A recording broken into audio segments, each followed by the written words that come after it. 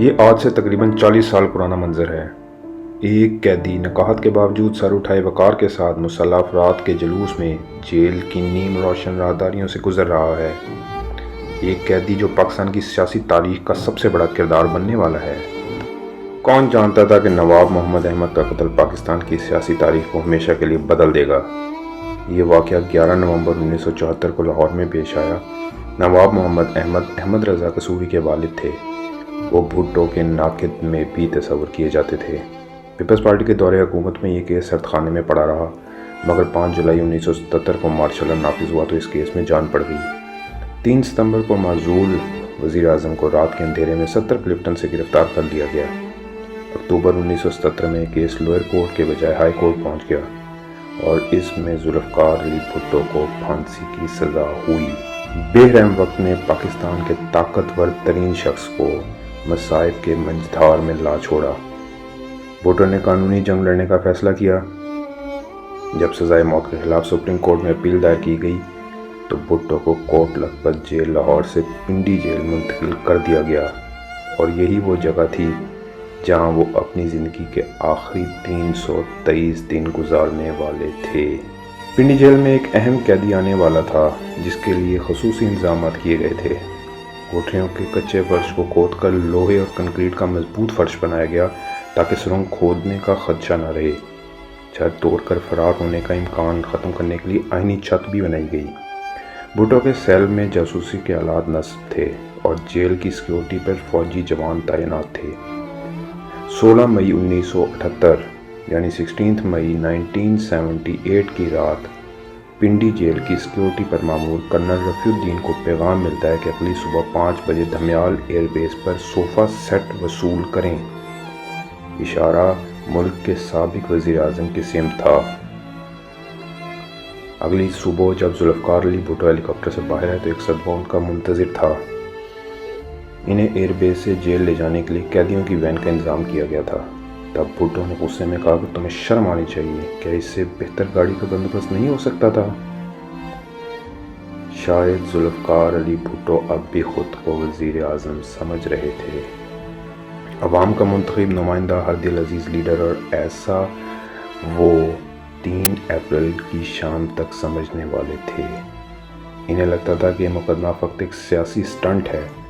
وہ یقین سے کہا کرتے تھے میرے سر کی قیمت پاکستان ہے، مگر وہ غلط تھے۔ آئیے پنڈی جیل چلتے ہیں، وہ جیل جس نے کئی عجیب منظر دیکھے۔ بیگم بھٹو کے سامان کی تلاشی، نوجوان بے نظیر بھٹو کا اپنی سالگرہ کا کیک لیے جیل کے آہنی دروازے پر دستک دینا، بھٹو سے وہ تمام سہولیات چھن جانا اور آخرکار ایک فاتح کا موت سے ہمکنار ہونا۔ 6 فروری 1979 کو پنڈی جیل کی بلند اور خاردار دیواریں عبور کر کے غیر متوقع خبر ذوالفقار علی بھٹو تک پہنچی۔ سپریم کورٹ نے سابق وزیر اعظم کی اپیل مسترد کر دی تھی۔ بھٹو کی مشکلات میں مزید اضافہ ہونے والا تھا۔ 24 مارچ 1979 کو سپریم کورٹ میں نظرثانی پٹیشن بھی نامنظور ہو گئی۔ اب بھٹو کو اپنے سوجے مسوڑوں اور گرتی ہوئی صحت کے ساتھ اپنے تاریک سیل میں موت کا انتظار کرنا تھا۔ یہی وہ جگہ تھی جہاں ایک طوفانی رات کو اسٹریچر پر لیٹے پھانسی گھاٹ کی سمت جانے والے تھے۔ آخری صبح اور آخری ملاقات۔ وہ 3 اپریل کی صبح تھی جب بھٹو بیدار ہوئے تو یکسر لائم تھے کہ یہ ان کی زندگی کا آخری دن ہے۔ جیل حکام کو ان کی موت کا پروانہ موصول ہو چکا تھا۔ سورج غروب ہوتے ہی جیل کی ٹیلی فون لائنیں کاٹنے کے احکامات جاری ہوئے۔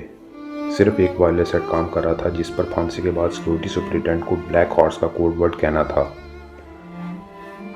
سہالہ ریسٹ ہاؤس میں نظر بند بیگم نصرت بھٹو اور بے نظیر بھٹو کو اچانک 3 اپریل کی صبح ملاقات کی اطلاع دی جاتی ہے۔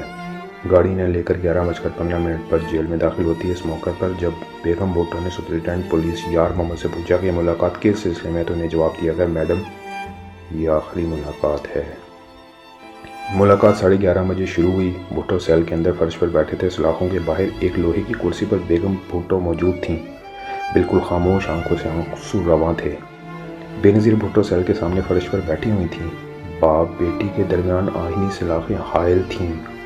ملاقات 2 بجے تک جاری رہی۔ اس ملاقات میں وہ عجیب و غریب لمحہ بھی آیا جب بھٹو نے بے نظیر کو ایک طرف ہونے کو کہا اور جیمز سپرنٹینڈنٹ کو بلایا اور پوچھا کہ کیا یہ آخری ملاقات ہے؟ انہیں جواب ملا جی سر۔ سب ختم ہو چکا ہے۔ 6 بج چکے ہیں۔ ذوالفقار علی بھٹو اپنی 12 فٹ لمبی 7.5 فٹ چوڑی کوٹری میں زمین پر پڑے گدے پر دراز ہیں۔ Superintendent Yar Muhammad, security battalion commander lieutenant colonel Rafiuddin, magistrate درجہ اول مسٹر بشیر احمد اور جیل ڈاکٹر صغیر حسین نے سلم آخری نے بلیک وارنٹ پڑھ کر سنایا۔ بھٹو نے لیٹے لیٹے یہ حکم سنا۔ ان کے چہرے پر کوئی اندیشہ نہیں تھا۔ انہوں نے جیل سپرنٹینڈنٹ کی آنکھوں میں آنکھیں ڈال کر کہا، نہ تو طریقہ کار کے مطابق ان کے دیگر رشتہ داروں کو ان سے ملوایا گیا ہے، نہ ہی پھانسی کا تحریری حکم نامہ دکھایا گیا ہے، اور نہ ہی انہیں قانون کے مطابق 24 گھنٹے پہلے مجاز اور مستند حاکم کے ذریعے اطلاع دی گئی۔ شاید بھٹو اب بھی اس کارروائی کو ڈھونگ سمجھ رہے تھے، مگر کرنل رفیع سے اکیلے میں ہونے والی گفتگو کے بعد انہیں ادراک ہوا کہ صورتحال بدل چکی ہے۔ انہوں نے کرنل رفیع کو مخاطب کیا، رفیع، یہ ڈرامہ کھیلا جا رہا ہے؟ جواب میں افسر نے کہا، آخری حکم مل چکا ہے، آپ کو پھانسی دی جا رہی ہے۔ انہوں نے پوچھا، کس وقت، کب؟ کرنل رفیع نے 7 انگلیاں اٹھائیں، جناب 7 گھنٹے بعد۔ وقت قطرہ قطرہ کر کے گزر رہا تھا۔ بھٹو نے اپنے مشقتی عبدالرحمن سے کہا کہ ان کی داڑھی بڑھ چکی ہے، شیو کا بندوبست کیا جائے۔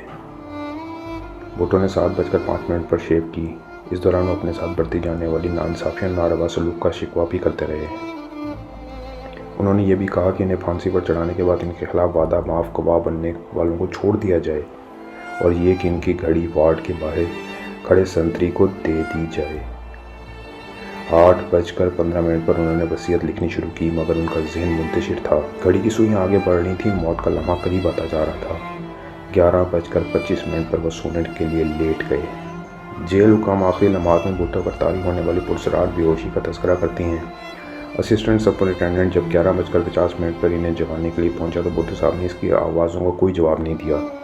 جیل ڈاکٹر نے 3 بار ان کا معائنہ کیا۔ وہ بظاہر ٹھیک تھے، مگر بالکل خاموش اور ساکت لیٹے ہوئے تھے۔ دوسری طرف جلاد تارا مسیح کو لاہور سے بذریعہ وین راولپنڈی جیل پہنچا دیا جاتا ہے۔ وہ اس بات سے لاعلم ہے کہ انہیں کس مقصد کے لیے لایا گیا ہے۔ راولپنڈی میں واقع مولانا غوث ہزاروی کے خادم حیات محمد کو یہ کہہ کر ایک میت کو غسل دینا ہے، پولیس وین میں پورا شہر گھمانے کے بعد پنڈی جیل کی اس کوٹری میں دھکیل دیا جاتا ہے، جہاں تارا مسیح اگلے اقدامات کا منتظر ہے۔ 1:10 پر آخر بھٹو خود گدے سے اٹھے۔ وقت ہو چکا تھا، پانی گرم تھا، مگر انہوں نے نہانے سے انکار کر دیا۔ وہ رات تاریک تھی، جیل میں بارش ہوئی تھی اور آسمان پر گہرے بادل تھے۔ انتظامیہ نے اسٹریچر اور پیٹرومیکس کا بندوبست کیا ہوا تھا۔ جیل حکام بھٹو کے سیل تک گئے۔ مجسٹریٹ نے ان کی وصیت کے بارے میں پوچھا، مگر خیالات منتشر ہونے کے باعث وہ کچھ لکھ نہیں سکے تھے۔ مجسٹریٹ اور ان کے درمیان گفتگو جاری رہی کہ جیل سپرنٹینڈنٹ کے حکم پر 4 آدمی اندر داخل ہوئے۔ وہ ایک دلسوز منظر تھا۔ بھٹو پر نکاحت طاری تھی۔ جو شخص کل تک عالم اسلام کا اہم رہنما تصور کیا جاتا تھا، اسے اسٹریچر پر پھانسی گھاٹ کی جانب لے جایا جا رہا تھا۔ مشقتی عبدالرحمن آنکھوں میں آنسو اور ہاتھ میں چائے کا کپ لیے سامنے کھڑا تھا۔ پھانسی گھاٹ 250 گز دور تھا۔ اس دوران مکمل خاموشی رہی، بس قدموں کی تھمک تھی۔ ایک موقع پر بھٹو نے نصرت بھٹو کے تنہا رہ جانے پر غم کا اظہار کیا، اور پھر خاموشی چھا گئی۔ آخر وہ لمحہ آ گیا۔ ذوالفقار علی بھٹو بے تاثر چہرہ لیے تختہ دار پر کھڑے تھے۔ وہ اس موت سے چند لمحے دور تھے جو بھٹو کو دائمی زندگی بخشنے والی تھی۔ جان تو جانے والی ہے، مگر شان سلامت رہتی ہے۔ ہتھکڑی کھول کر بھٹو کے ہاتھ پیچھے باندھ دیے گئے۔ تارا مسیح نے چہرے پر ماسک چڑھا دیا۔ بھٹو نے کہا، فنش اٹ۔ 2:04 پر جلاد نے لیور دبایا۔ بھٹو ایک جھٹکے سے پھانسی کے کنویں میں گرے اور ان کا جسم کچھ دیر دھیرے دھیرے ہلتا رہا اور پھر ساکت ہو گیا۔ پھانسی گھاٹ میں بہت دیر تک خاموشی رہی، گہری اور اداس خاموشی۔ بھٹو کی لاش اتارے جانے کے بعد کرنل رفیع نے SMLA سے وائرلیس پر رابطہ کیا اور بلیک ہارس کہا۔ چند تجزیہ کاروں کا کہنا ہے کہ اس وقت جنرل ضیاء الحق بھی یہ پیغام سن رہے تھے۔ پر حضرات، بھٹو کی موت کی خبر کو خفیہ رکھنے کی بھرپور کوشش کی گئی۔ سالہ ریسٹ ہاؤس جہاں بھٹو بیگمات نظر بند تھیں، پنڈی جیل دونوں دنیا سے کٹ چکے تھے۔ شہر کے داخلی حصوں پر کڑا پہرا تھا، مگر کسی نہ کسی طرح یہ خبر سرحد پار کر گئی، اور 4 اپریل 1979 کو صبح 7 بجے آل انڈیا ریڈیو نے سب سے پہلے یہ خبر بریک کی کہ سابق وزیر اعظم ذوالفقار علی بھٹو کو پھانسی دے دی گئی ہے۔ بھٹو کو سزائے موت سنانے والے اور بھٹو کی لاش وصول کرنے والے دونوں کو ہی اندازہ نہیں تھا کہ ایوب خان کی کابینہ سے اپنے سیاسی سفر شروع کرنے والے ذوالفقار علی بھٹو اپنی موت کے بعد یوں امر ہو جائے گا۔ میرے نزدیک یہ بھٹو کی موت ہی تھی جس نے پاکستان پیپلز پارٹی کو نئی روح پھونکی۔ یہ بھٹو کی موت تھی جس نے اس جماعت کو 3 بار اقتدار دیا۔ یہ بھٹو کی موت ہی تھی جس نے بے نظیر بھٹو کو مسلم دنیا کی پہلی خاتون وزیر اعظم بنایا۔ اور یہ بھٹو کی موت ہی تھی جس نے بھٹو کو زندہ رکھا۔